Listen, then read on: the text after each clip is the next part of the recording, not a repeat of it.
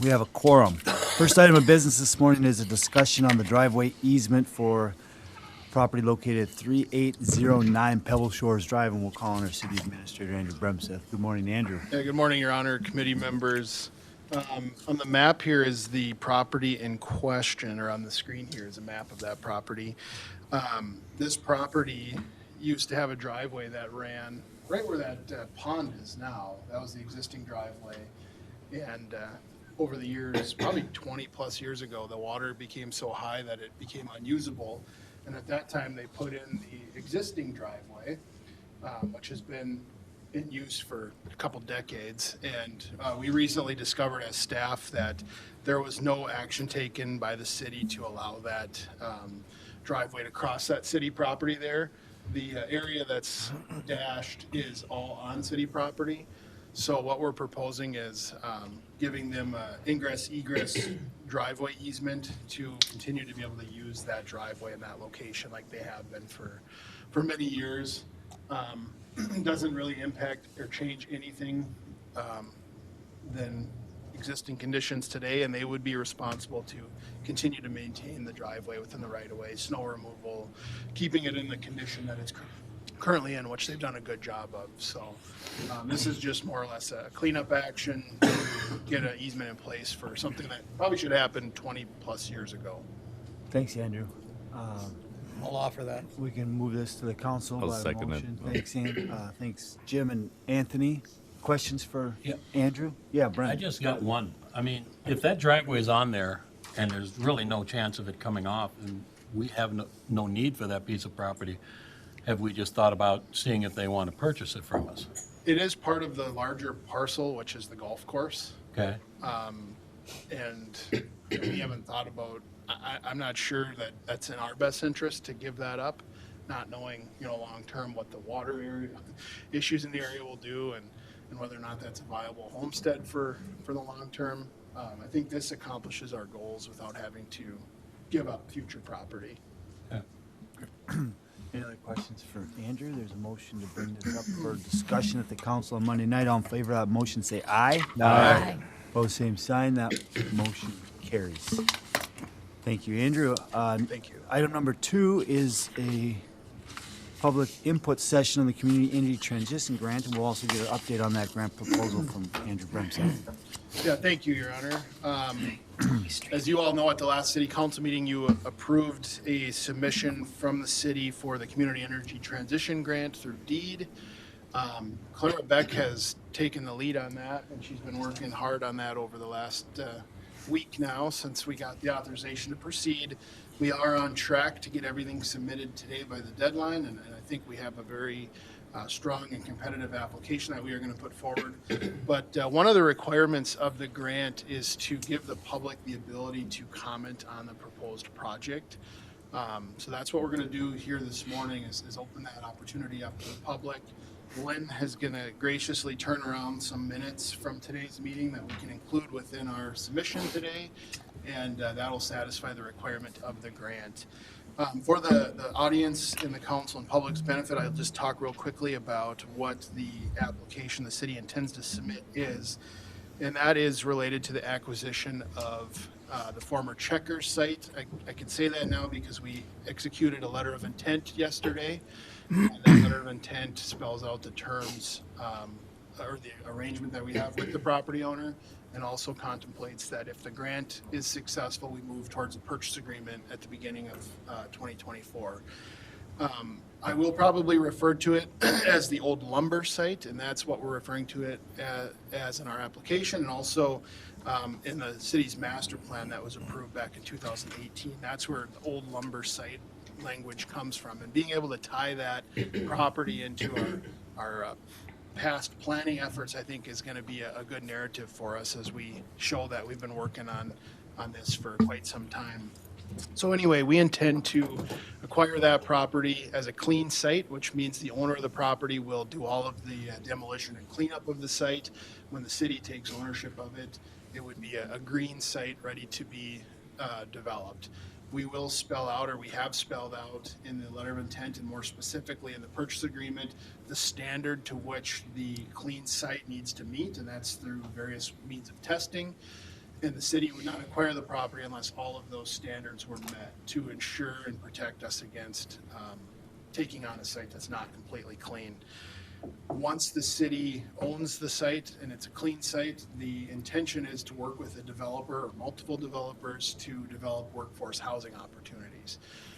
We've heard from several of our local employers that they need help with workers, and the barrier to these workers coming to work for them is finding viable housing options, especially on a short-term basis or in a quick manner. So that's really ultimately what the goal is. This, like I said, project is in line with the master planning work, which shows multifamily housing on that site. And also it falls in line with the priorities of the city council during their strategic framework planning sessions, where they mentioned housing as a main priority, especially workforce housing for this exact scenario, to ensure that our employers can get people here and fill these jobs that are open and available. So that's really the intent. I don't know if I'm missing anything.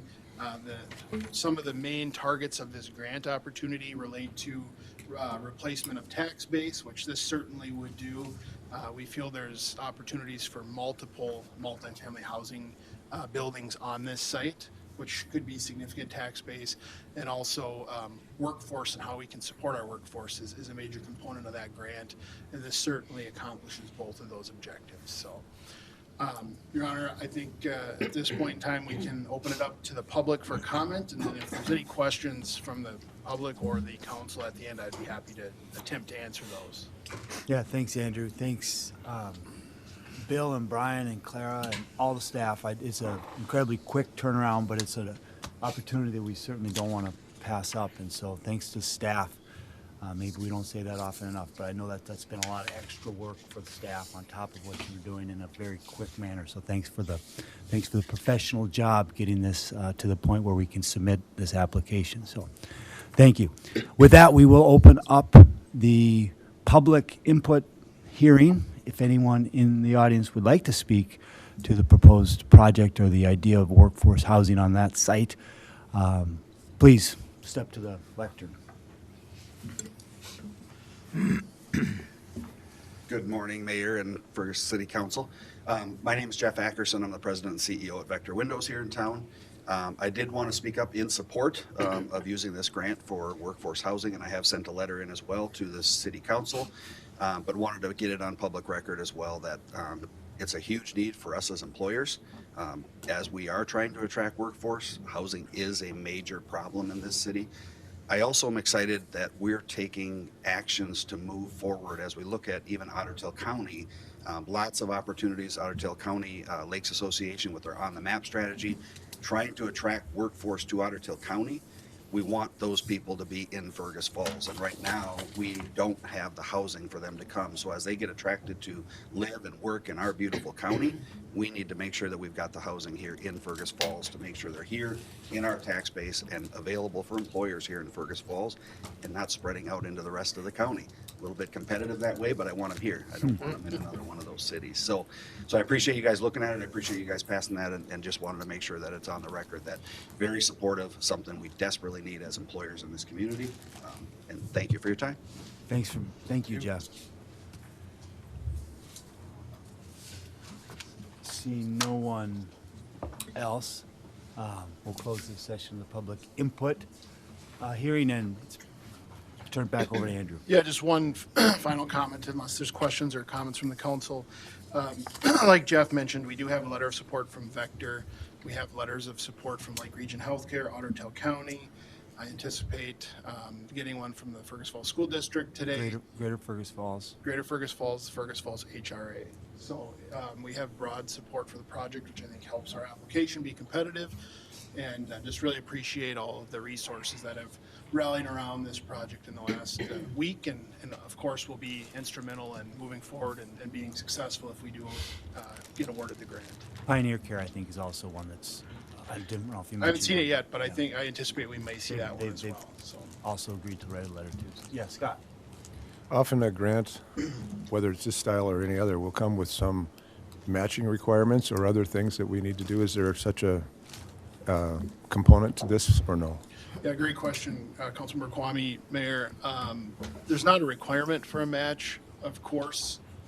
If we had a match, it makes your application more competitive. I think the state and often grant funders in general like to be a portion of a project rather than the whole thing.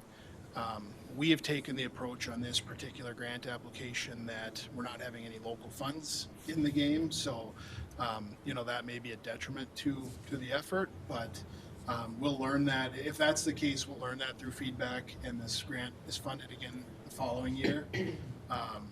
But I think with only 8 or 9 cities even being eligible for this funding and the real aggressive turnaround of the program, I think that we're probably in a competitive situation, or at least I feel good about being in consideration for these funds, whether we have local match or not. So if the city council, had identified a large sum of money to put in as a match, I would say that increases your chances, but I don't think that getting funded is a major long shot because of how few people are eligible for this. Now, I'm not saying we're for sure going to get the grant, but I would say that between this year and next year, I think they're going to have to look at our proposal, and I think it'll be favorably considered.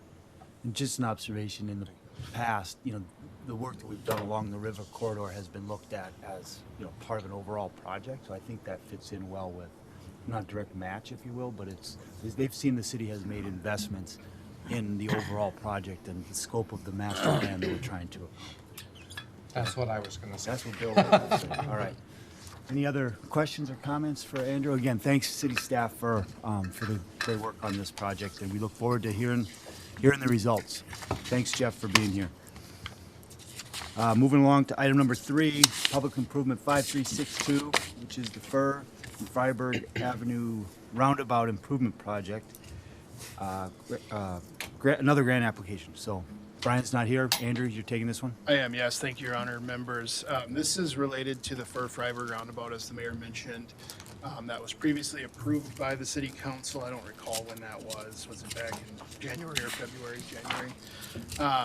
What Brian is doing is looking at a grant opportunity through the LRIP, which is Local Road Improvement Program funds, to help fund the city's share. The council has committed to doing this project and using MSA dollars, but the thought here is if there's other funding sources out there and if we're able to utilize those, it would save the MSA dollars to go towards other projects. So he's just trying to find ways to maintain some of those state dollars to do more local projects by looking at other avenues for funding of the about $730,000 of the city's portion of the Freiburg roundabout. So that's what this is simply trying to find that funds or those funds through a different avenue rather than using MSA dollars.